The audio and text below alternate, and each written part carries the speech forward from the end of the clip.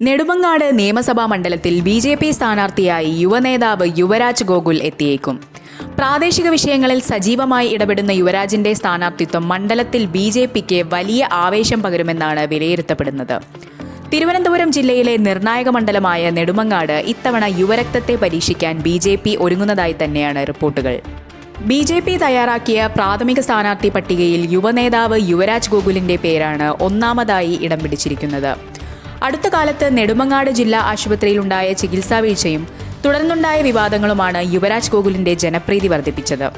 ആശുപത്രി അധികൃതരുടെ ഭാഗത്തുനിന്നുണ്ടായ അനായാസതയ്ക്കെതിരെ ബി.ജെ.പി. നടത്തിയ ശക്തമായ പ്രതിഷേധ സമരങ്ങളുടെ മുൻനിരയിൽ യുവരാജ് ഉണ്ടായിരുന്നു. സാധാരണക്കാരുടെ പ്രശ്നങ്ങളിൽ നേരിട്ടിടപെടുന്ന ശൈലിയാണ് യുവരാജിനെ പാർട്ടിക്ക് പ്രിയങ്കരനാക്കുന്നത്.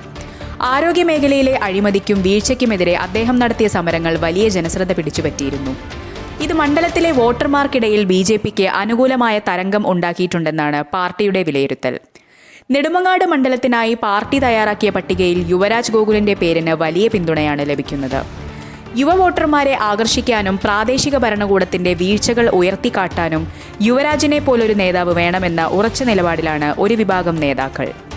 ബി.ജെ.പിക്ക് ശക്തമായ സ്വാധീനമുള്ള മണ്ഡലത്തിൽ യുവരാജ് ഗോകുലിനെ പോലൊരു സ്ഥാനാർത്ഥി എത്തുന്നതോടെ മത്സരം ത്രികോണ പോരാട്ടത്തിലേക്ക് മാറാനാണ് സാധ്യത.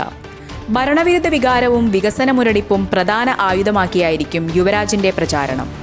CPI സ്ഥാനാർത്ഥിയായി മന്ത്രി GR അനിൽ വീണ്ടും മത്സരിക്കും. കോൺഗ്രസ് MA വാഹിദ് അടക്കം നിരവധി പേരുകളെ നെടുമങ്ങാട്ടേക്ക് പരിഗണിക്കുന്നുണ്ട്.